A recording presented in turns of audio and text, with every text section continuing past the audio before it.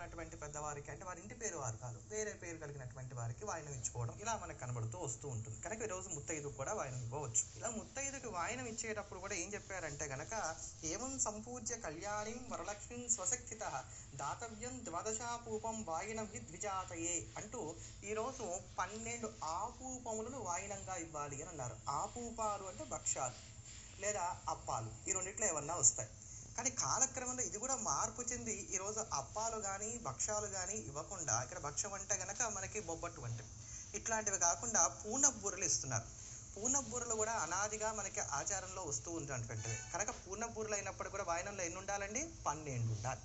12 పూర్ణబూరలను ఈరోజు వాయినంగా ఇవ్వాలి.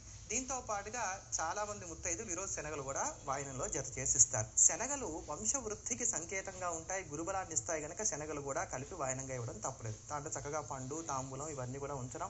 శక్తి కలిగినటువంటి వారైతే కనుక చీర పెట్టడం ఆ ముత్తైదుకి, శక్తి లేనటువంటి వారైతే కనుక చక్కగా కాళ్ళకి పసుపు రాసి ఇవన్నీ కూడా వాయినంగా ఇచ్చి నమస్కారం చేయడం మనకి లోకంలో ఉన్నటువంటి రీతి. ఇలా ఇచ్చేటప్పుడు ఒక మంత్రం చెప్పాలి అని చెప్పని మనకి శాస్త్రం చెప్తోంది.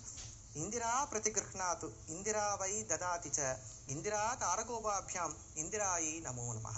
ఇది ఇక్కడ చెప్పవలసినటువంటి మంత్రం. నా దగ్గర వాయినం తీసుకుంటున్నటువంటిది సాక్షాత్తు లక్ష్మీదేవి. ఈ లక్ష్మీదేవి ప్రతిరూపంగా ఉన్నటువంటి ఈ ముత్తైదుకి ఈ వాయినం ఇవ్వడం వలన ఇస్తున్నటువంటి నాకు, పుచ్చుకుంటున్నటువంటి నీకు, మన ఇద్దరికీ కూడా శుభం కలుగుతుంది. అందుకని చెప్పని ఈ శుభం కలగడం కోసం నేను మహాలక్ష్మికి నమస్కారం చేస్తున్నాను, ఇంద్రకి నమస్కారం చేస్తున్నాను అనేది ఇందులో ఉండేటువంటి ఆంతర్యం. మరి అందరికీ ఇటువంటి మంత్రాలు శ్లోకాలు రావు కదా. అందుకని మన పెద్దవాళ్ళు చూడండి ఎంత మంచి పని చేశారో. సాధారణంగా ముత్తైదు వచ్చి అక్కడ కూర్చోగానే ఏమడుగుతారు? ఈ ముత్తైదు వాయినం ఇచ్చే ముత్తైదు, ఎవరమ్మా నువ్వు?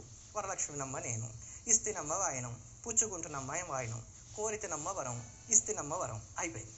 ఈ సంస్కృతంలో ఉన్నదాన్నే తెలుగులో చక్కగా మన వాడుక భాషలో చెప్పారు. ఇది ఈ వాయినంలో ఉన్నటువంటి పరమార్థం. అందుకని వాయినాన్ని చాలా భక్తిగా ఇచ్చేటువంటి ప్రయత్నం చేయాలి. గురువుగారు, శ్రావణ పట్టి అంటే ఏమిటి? ఈరోజు ఖచ్చితంగా బంగారం కొనుక్కోవాలా అనే అంశాన్ని తెలియజేస్తామన్నారు, వివరిస్తారా?